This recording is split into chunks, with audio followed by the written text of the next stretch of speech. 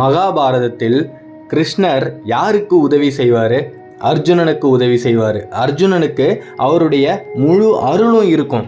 அது மாதிரி தான் இந்த கலியுகத்தில் உங்களுக்கு உங்களுடைய குலதெய்வத்தின் அனுகிரகம் முழுசாக இருக்கு அன்பர்களே. கன்னி ராசியில் இருக்கக்கூடிய அன்பர்கள் இனிமே நினைத்ததெல்லாம் நடக்க போகுது. நீங்கள் கோவிலா ஏறி எத்தனையோ பரிகாரங்களை பண்ணி அந்த தெய்வத்துக்கிட்ட இது நாள் வரைக்கும் என்ன கேட்டீங்களோ அது கிடைக்க போகுது. நமக்கு நல்லது நடக்கும் போது கூடவே சேர்ந்து கெட்டதும் வரும் அப்படின்றது நிதர்சனமான உண்மை. அப்படி அந்த கெட்டதால் நமக்கு கிடைக்கக்கூடிய பணம் தள்ளி போகக்கூடாது, நமக்கு நடக்கக்கூடிய நல்ல விஷயங்கள் தள்ளி போகக்கூடாது அப்படின்ற ஒரு எண்ணம் இருக்கும் பட்சத்தில் நாம் என்ன பண்ணணும்? நம்மளுடைய குலதெய்வம் இந்த உலகத்தில் எந்த மூலையில் இருந்தாலும் சரி, கண்டிப்பாக அந்த குலதெய்வத்தை வருஷத்தில் ஒரு முறையாவது போய் தரிசிச்சே ஆகணும் அன்பர்களே. அப்படி மட்டும் நீங்கள் செஞ்சிட்டீங்க அப்படின்னா கன்னி ராசியில் இருக்கக்கூடிய உங்களுக்கு இனி வாழ்க்கையில் தோல்வி அப்படின்றதே கிடையாது. நீங்கள் செல்லக்கூடிய பாதை அத்தனையுமே வெற்றிக்கான பாதை தான். சொல்லப்போனால் 8 திசையுமே உங்களுக்காக காத்துக்கிட்டு இருக்கு. நீங்கள் எந்த திசையில் அடி எடுத்து வச்சாலும் உங்களுக்கு வெற்றி மட்டுமே தான். நம்பிக்கையோடு இருங்க.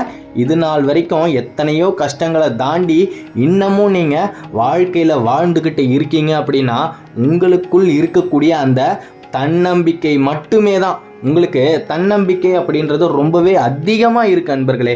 அதே மாதிரி இன்னொரு குணமும் இருக்குது.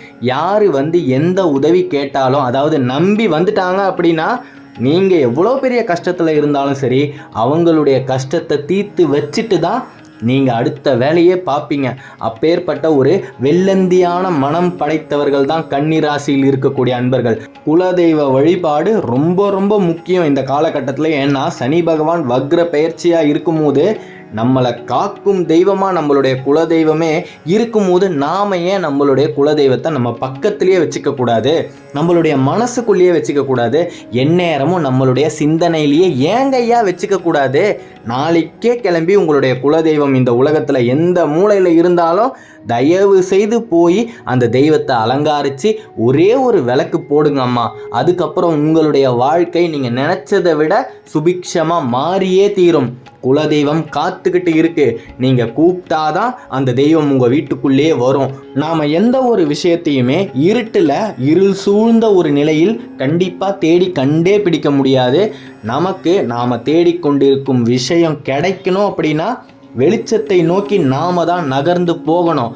அது மாதிரி சனி பகவானுடைய வக்ர பயிற்சி காலம் அப்படின்றது இருள் சூழ்ந்த காலம். அப்பேற்பட்ட ஒரு இருள் நம்ம மேலே படாமல் இருக்கணும் அப்படின்னா குலதெய்வமாகிய பிரகாசத்தை, வெளிச்சத்தை தேடி நாம் சென்றால் மட்டுமே தான் நமக்கு வரக்கூடிய கஷ்டங்கள் நமக்கு வராமல் தள்ளி போகும் அப்படின்றதுல எந்த விதமான மாற்று கருத்துமே கிடையாது. தயவு செய்து குலதெய்வத்தை வழிபட்டே ஆக வேண்டும். கன்னி ராசியில் இருக்கக்கூடிய அன்பர்களை காக்கும் ஒரே தெய்வம் உங்களுடைய காவல் தெய்வம் மட்டும்தான், உங்களுடைய குலதெய்வம் மட்டும்தான். இத்தனை நாள் நீங்கள் பட்ட அவமானம் எல்லாம் மாறப்போகுது.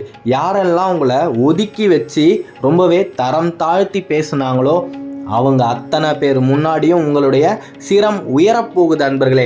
தலை நிமிர்ந்து நடக்க போறீங்க. உற்றார் உறவினர் முன்னாடி உங்களுடைய அந்தஸ்து உயர்ந்தே தீரும். இந்த காலகட்டத்தில் 2024 குரோதி வருடம் அப்படின்றது உங்களுக்கு ரொம்பவே சேஷ்டமாக இருக்கு. குலதெய்வமும் உங்களை நோக்கி நகர்ந்து வர ஆரம்பிச்சிருச்சு. அந்த தெய்வத்தை நம்ம கிட்டையே வச்சுக்கணும் அப்படின்னா நாம் அந்த காக்கும் சாமியை எந்நேரமும் நம்மளுடைய நினைவில் வச்சுக்கிட்டே இருக்கணும், நெஞ்சில் சுமந்துக்கிட்டே இருக்கணும். முடிஞ்சால் தினசரி ஒரு வெள்ளை காகிதத்தில் உங்களுடைய குலதெய்வம் பேரை ஒரு 3 முறை எழுதுங்க. எழுதும்போது மனசுக்குள்ளேயே உச்சரிச்சுக்கிட்டே எழுதுங்க. நிச்சயமாக அந்த குலதெய்வத்துக்கு நீங்கள் அந்த தெய்வத்தை பற்றி நினைக்க ஆரம்பிச்சிட்டீங்க அப்படின்றது புரிய வரும். முடிஞ்சால் இப்போ கூட நீங்கள் நினைக்கலாம். உங்களுடைய மனசில் நீங்கள் நினச்சா மட்டும் போதும். கீழே கமெண்ட் செக்ஷன்லேயும் அந்த தெய்வத்தோட நாமத்தை பதிவிடுங்க. மற்றவர்களும் இப்பேற்பட்ட குலதெய்வங்கள் எல்லாம் கூட இருக்குதா அப்படின்னு தெரிஞ்சுக்கிறதுக்கு ஒரு வாய்ப்பாக அமையும். அதன் மூலமாகவும் இந்த பிரபஞ்சத்துக்கு நீங்கள் உங்களுடைய குலதெய்வத்தை பற்றி நினைக்க ஆரம்பிச்சிட்டீங்க அப்படின்ற நேர்மறையான எண்ணங்கள், உங்களுடைய நேர்மறையான எண்ணங்கள் போய் சேரும். இந்த பிரபஞ்சம் உங்ககிட்ட இருந்து எதை கிரகிக்குதோ அதை நிச்சயமாக உங்களுக்கு தக்க சமயத்தில் திருப்பி தந்தே தீரும். இதில் எந்த விதமான மாற்று கருத்துமே கிடையாது. தயவு செய்து கன்னி ராசியில் இருக்கக்கூடிய அனைத்து அன்பர்களையும் நான் வேண்டி கேட்டுக்கொள்வது, குலதெய்வம் வழிபாடு ரொம்ப ரொம்ப முக்கியங்க ஐயா. இது நாள் வரைக்கும் நீங்கள் குலதெய்வத்தை வழிபடாமல் இருந்தாலும் பரவாயில்ல, அந்த குலதெய்வத்தை நாளிலிருந்து வழிபட ஆரம்பிங்க அம்மா. அந்த தெய்வமே முடிவு பண்ணிடுச்சு, இனிமே உங்களுக்கு எல்லா விஷயத்துலையும் உங்கள் கூடவே இருந்து உதவியாக பக்கபலமாக நிற்கணும் அப்படின்னு. ஏன்னா எத்தனையோ வீடியோக்கள் இருக்கும் பட்சத்தில் நீங்கள் ஏன் அன்பர்களே இந்த ஒரு விஷயத்தை பார்க்கணும், ஏன் இந்த ஒரு விஷயத்தை உங்களுடைய செவிகளில் நீங்கள் கேட்கணும்? எல்லாமே காலத்தின் கோட்பாடுகள் படி தான் நடந்துக்கிட்டே இருக்குது. கன்னி ராசியில் இருக்கக்கூடிய அன்பர்கள் பட்ட கஷ்டமெல்லாம் போச்சு, இனிமே உங்களுக்கு நல்ல காலம் பிறந்தாச்சு. பெரும்பாலும் 70% கன்னி ராசியில் இருக்கக்கூடிய அன்பர்களின் கருத்து எப்படி தெரியுமா இருக்கு? கன்னி ராசியில் நாங்கள் ஏன் தான் பிறந்தோன்னே தெரியல. கன்னி ராசியா? கண்ணீருக்குரிய ராசி தான். இது நாள் வரைக்கும் நாங்கள் கஷ்டத்தை மட்டுமே தான் பார்த்துக்கிட்டு இருக்கோம். அப்படி கிடையாது அன்பர்களே. உங்களுடைய கிரக கோச்சார பலன்கள் படி தான் உங்களுக்கு எல்லாமே இது நாள் வரைக்கும் நடந்துக்கிட்டு இருக்குது அப்படின்றத புரிஞ்சுக்கோங்க.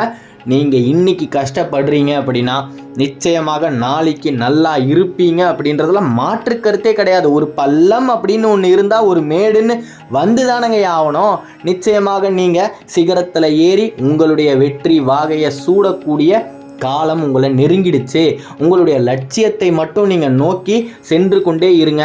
வெற்றி உங்களை பின்தொடர்ந்து வந்துக்கிட்டே இருக்குது. இதில் மாற்று கருத்தே கிடையாது. ஜெயிக்க பிறந்தவர்கள் தான் கன்னி ராசியில் இருக்கக்கூடிய அன்பர்கள். நீங்கள் நினைத்தது அத்தனையுமே நடக்க போகுது. அரசாங்க வேலை கிடைக்க போகுது.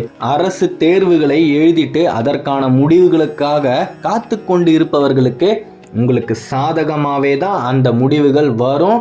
நிச்சயமாக நீங்கள் நினைத்ததெல்லாம் நடந்தே தீரும். முக்கியமாக இந்த காலகட்டத்தில் உங்களுடைய கடன் தொல்லை தீரும். நீங்கள் ஒரு கடனை அடைக்க 2-3 கடன் வாங்கியிருப்பீங்க. அந்த 3 கடனையுமே அடைக்க முடியாத நிலைமையில் இன்னைக்கு வரைக்கும் கஷ்டப்பட்டுக்கிட்டு இருக்கீங்க. அந்த நிலை மாறும் அன்பர்களே. உங்களுடைய வாழ்க்கை சேஷ்டமாக நிச்சயமாக மாறியே தீரும். நம்பிக்கையோடு இருங்க. உங்களை காக்கும் சாமி உங்களுடைய குலதெய்வம் மட்டுமே தான். எங்களுடைய குலசாமி 300 கிலோமீட்டர் தள்ளி இருக்கு, 500 கிலோமீட்டருக்கு அந்த பக்கமாக இருக்கு.